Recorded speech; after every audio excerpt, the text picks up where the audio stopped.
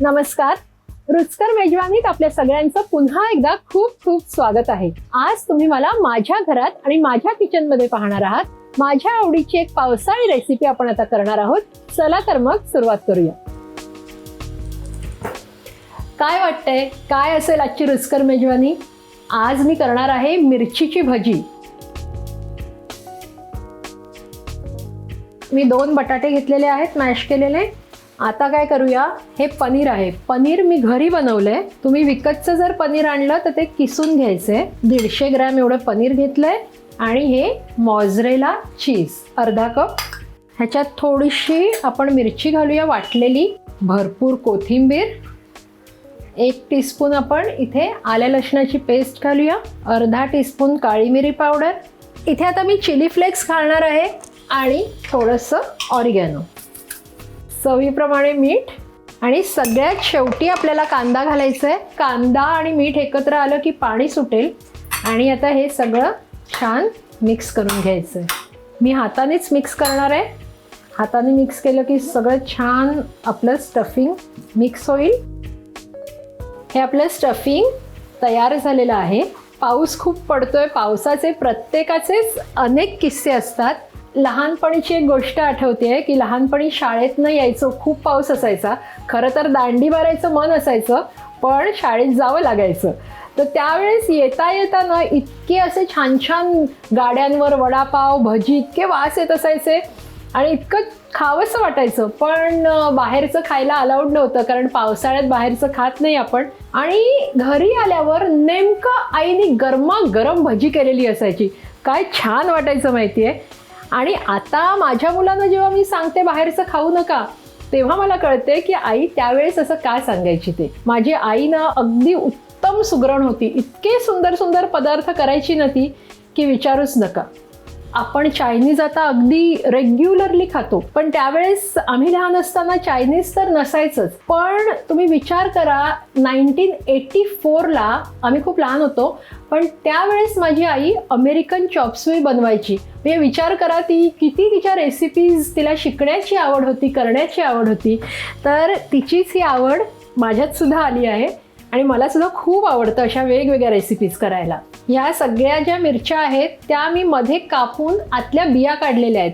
ज्यांना तिखट फार आवडत असेल त्यांनी बिया नाही काढल्या तरी चालतील. मी बिया काढलेल्या आहेत, कारण ह्याच्यात आपण काळी मिरी, चिली फ्लेक्स सगळं घातलंय.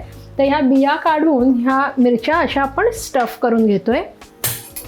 हे इथे आपण चण्याचं पीठ घेतलेलं आहे. ह्याच्यात एक टीप सांगायची म्हणजे ना, ह्याच्यात थोडासा 2 टेबलस्पून एवढा बारीक रवा घालायचा.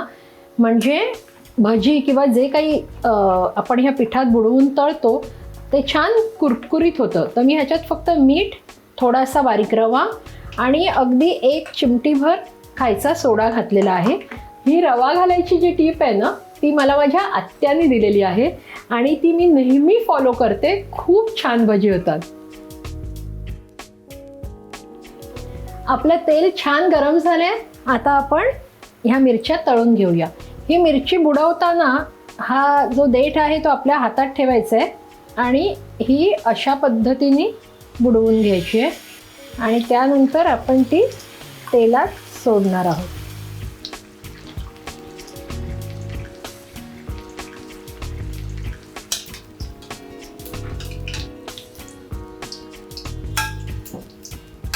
आपले गरमागरम स्टफ्ड मिरची पकोडे तयार आहेत.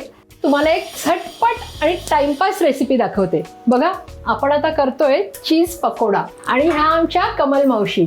माझ्या प्रत्येक रेसिपीमध्ये ह्यांची मला खूप मदत होते. कमल मावशी, ह्या कमल मावशी.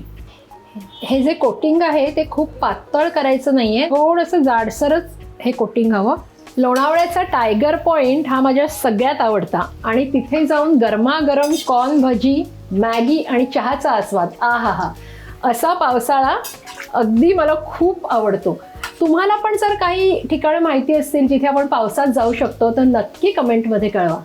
आपले पकोडे तयार आहेत.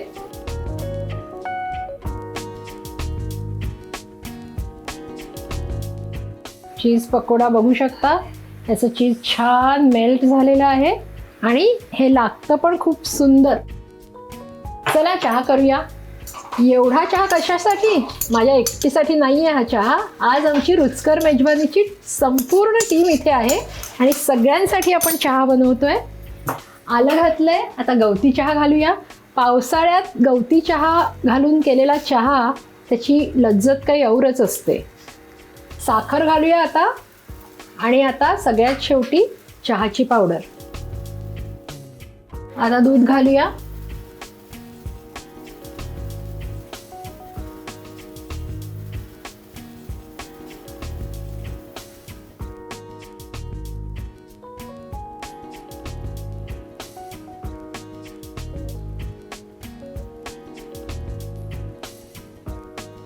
मग कशी वाटली तुम्हाला माझ्या किचनमधली रुचकर मेजवानी?